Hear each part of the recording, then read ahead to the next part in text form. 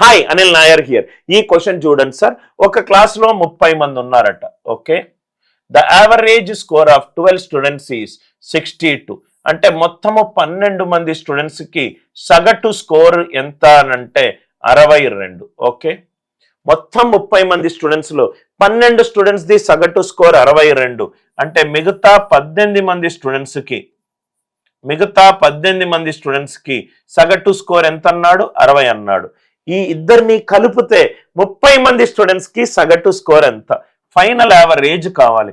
ఎప్పుడూ కూడా మనం కలిపిన తర్వాత ఫైనల్ గా వచ్చిన గ్రూప్ యొక్క సగటు కనుక్కోవాలనుకుంటే ఆ రెండు గ్రూపులు ఏ నిష్పత్తిలో కలిపాము అనేది ఇంపార్టెంట్, ఏ వాల్యూలతో కలిపాము అనేది ఇంపార్టెంట్ కాదు.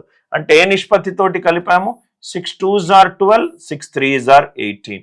యావరేజ్ ఎప్పుడూ కూడా లోయెస్ట్ వాల్యూ కంటే ఎక్కువ ఉంటుంది, హైయెస్ట్ వాల్యూ కంటే తక్కువ ఉంటుంది.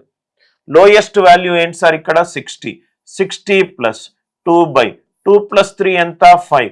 60 62 డిఫరెన్స్ ఎంత? 2. అంటే ఇది ఎంత అవుతుంది? 60 ప్లస్ 4/5 అంటే 0.8.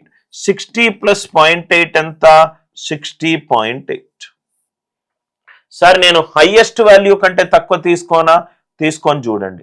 62 మైనస్ రైట్ ఈ వాల్యూ 3/3 ప్లస్ 2 ఎంత? 5. 60 62 డిఫరెన్స్ 2. అంటే 62 మైనస్ 6/5 అంటే 1.2. దీని ఆన్సర్ కూడా ఎంత? 60.8. లోయెస్ట్ కంటే ఎక్కువ, హైయెస్ట్ కంటే తక్కువ ఏం తీసుకున్నా కానీ మీకు ఆన్సర్ వస్తుంది. కాన్సెప్ట్ నచ్చినట్టు అయితే వీడియోని లైక్ చేయండి, ఛానల్ని సబ్స్క్రైబ్ చేసుకోండి మరియు షేర్ చేయండి.